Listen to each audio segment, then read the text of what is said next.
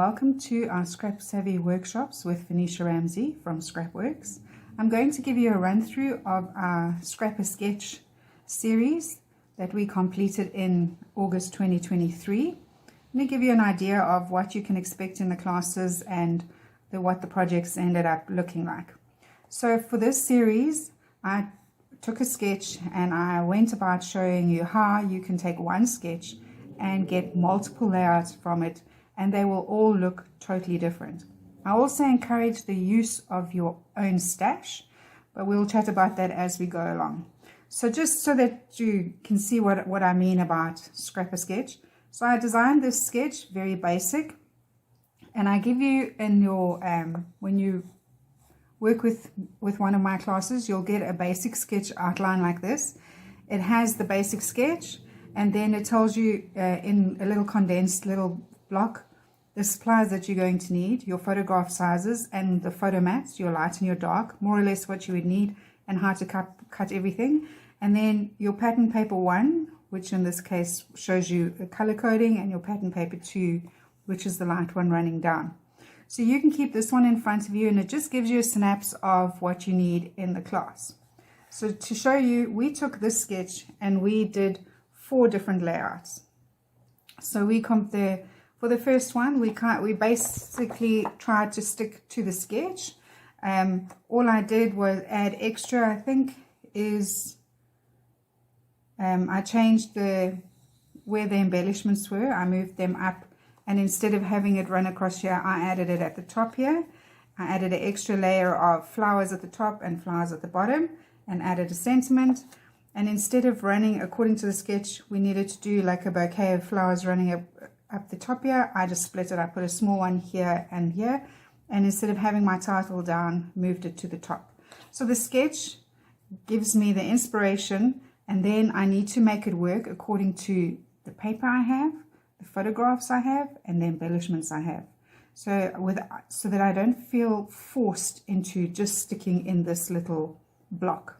If that's how you want to do it, if you want to just stick with exactly where everything is, that's also fine. But you need to remember that sketches are there to give you that kickstart, and your page, just let it take you where it wants to go. Right, I also, instead of adding the tabs on top of the photographs here, I just added one sentiment across the photograph over here. Right, so I will in the class explain to you exactly how you do everything. I give you the videos are very detailed. You get step-for-step instructions. It's almost like being in a proper class. You're just doing it all by yourself online. Okay? So the next one in the series, for workshop number 2 in this series, we took the same sketch and we just changed a few things. So I took this one and I flipped the sketch this way. So there it is. So instead of my photographs running next to each other, they now run downwards, and I also then flipped the side of the photograph. So I've kept this one the same according to the sketch. All I did was flip this one, and then instead of having my panels running across like that, because the sketch is flipped now, I moved this one here. I just moved it over to the middle and took away, instead of putting 2 that were running, I just have 1. So I still have the 2 strips with my little washi tape, or you can use pattern paper to do the little joining strips like that, and then I have my pattern paper on the side. And again, then changed my embellishing. I moved my title to here instead of on this side, and then I stuck with putting a little label on this photograph, but not on this one. And on these ones, instead of bringing in this kind of label, I just added the little heart so that it stays sort of with something at the top of each photograph. For the clusters, I then just chose to have a cluster just on the top left and bottom right, and I used my paper to form part of the cluster. So it's a beautiful print here, and all I did was extend it by adding in a few fussy cut elements. So again, exactly the same sketch, just inspired to do something totally different. Then for the next one, for workshop number 3, I created this layout. Okay, so again, all I did now is I kind of stuck with the sketch. I just swapped it around. So I've kept the photographs this side. I took this part here and I moved it this side, and I took this part here and I moved it this side. The only difference is I chose not to put this strip running down the middle here. Instead, I chose to have the strip running across like that. And instead of having one strip, I joined it. I made it out of two patterns. So this is some washi tape. I took the pattern paper and some washi tape and I made that strip. I joined it to create my own pattern paper. In this workshop, I showed the ladies how to take total random things that you have in your collection and how you can work to get it to work together. So this comes from, these came from, I think it was a basic grey set. These stickers came from Bo Bunny. The paper is from Kaiser Craft, and the washi tape is just something I had in my stash.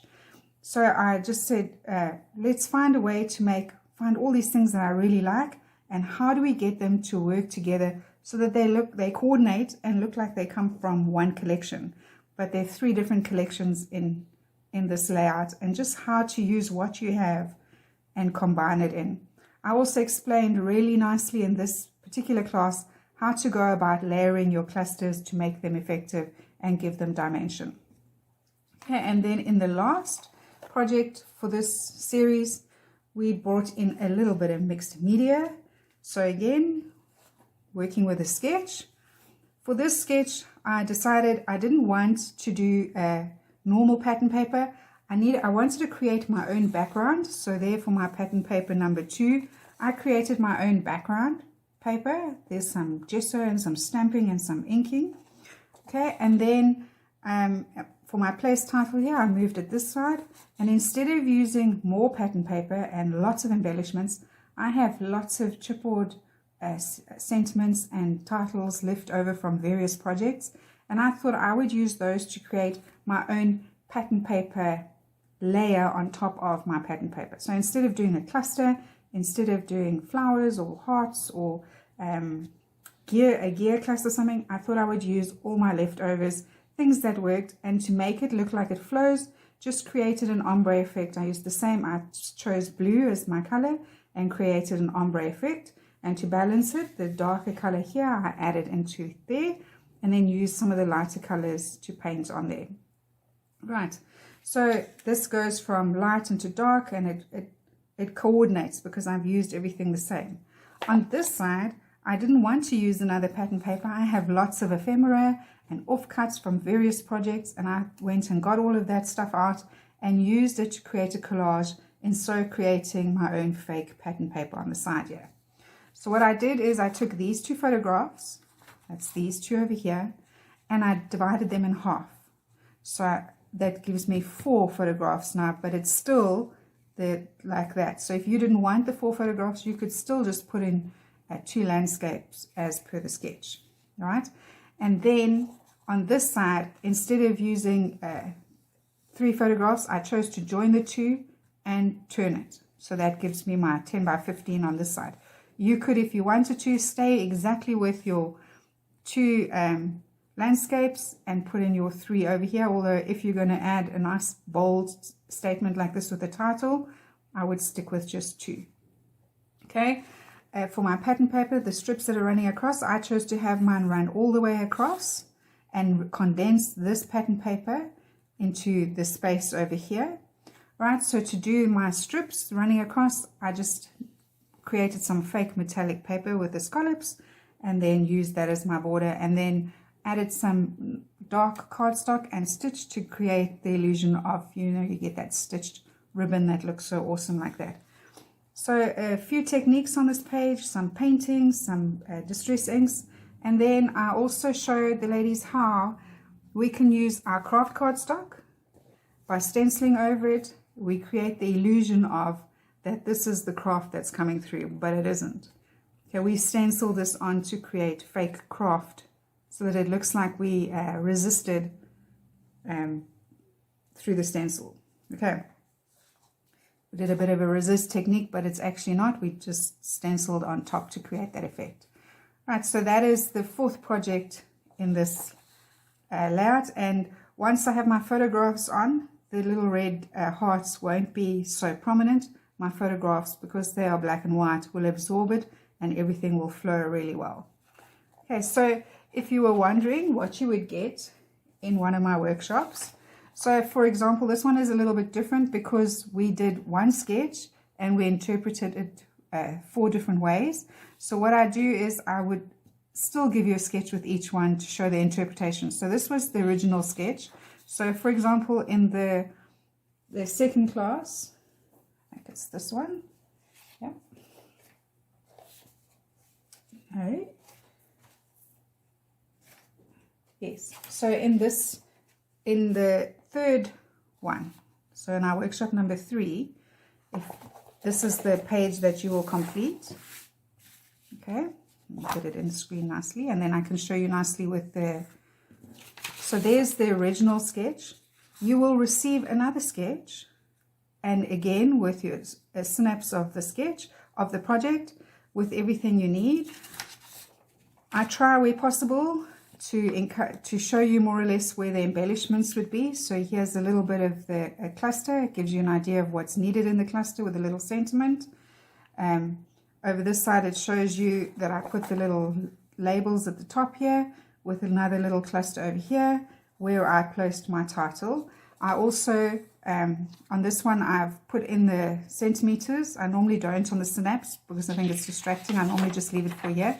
But I thought that for this one, I would just leave it on so that because there was so much going on, just leave the centimeters in where everything is placed.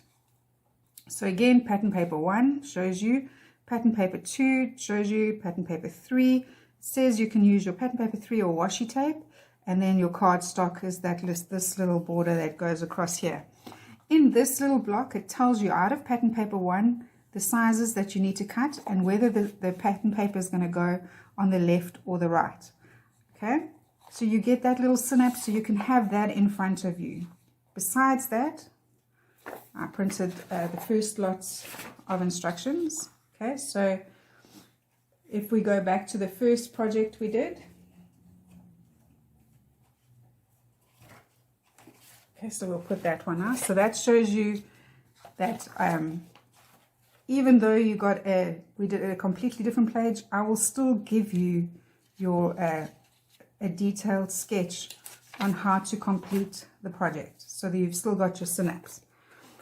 So for the first one, let's go back there. We have the sketch, right, which explains everything to you. So you will also receive a set of instructions. So I put, besides giving you the picture of the layout or project on a PDF, you will also get a separate file with just the photograph. So if you just want to have that up on your screen without all this around it, or you just want to save it to your phone and take it with you if you're going for a crop somewhere.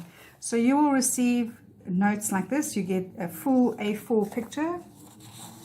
Okay, and then what I do is I give you a second page where you've got the layout in front of you and also the sketch. I've condensed everything so you can at a glance see where everything goes, and it is just a little bit more detailed. Okay, then you will get a little like a supply list. In here I'll tell you what you need. You need your general scrapbook supplies, more or less what I used.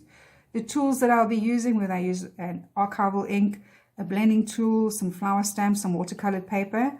The products that I used, so for this one I used ground espresso distress ink, and I used watercolor pencils, frayed burlap, antique linen, vintage photo, and we used the pencils to color in the flowers.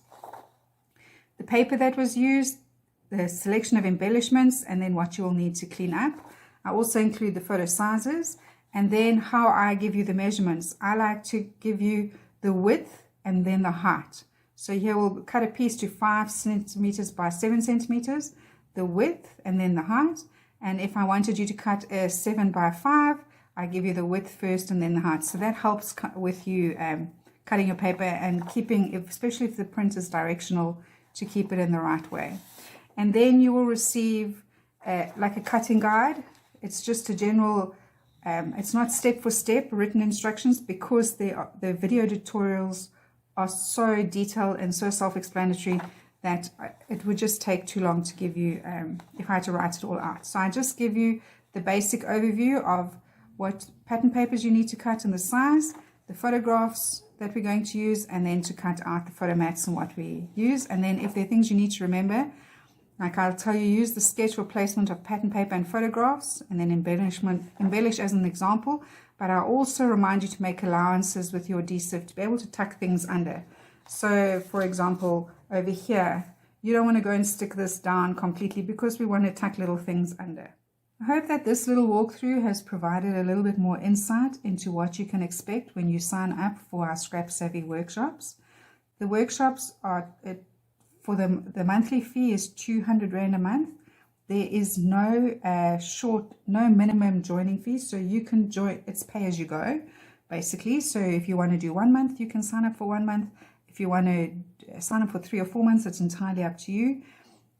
You pick and choose what you would like to do. If you do not want to sign up for an entire month, you can just message me and I will give you the pricing for the individual classes, and we can share them that way. On once a week, it's normally on a Saturday, I will share the video links to you through Google Drive. I'll share the file folder link with the Google Drive. I WhatsApp that to you, and if you need be, I can email it to you as well. And then you will then need to go in and download the videos, PDF documents, photographs, and everything, either to your computer or your iPad or wherever it is you watch the videos. My suggestion is that you actually save everything into an external memory or onto a memory stick, so not to use up all the memory on your computer. And then you can watch the videos and participate in your own time. You can watch as many times as you want. The links to the Google Drive never expire. They will be available, that you have lifetime access to those links, so that if you lose anything, you can always go back and download again. I hope that you've enjoyed this little walkthrough and that you will consider joining us for 1 or 2 Scrap Savvy workshops in the future. Thank you for watching.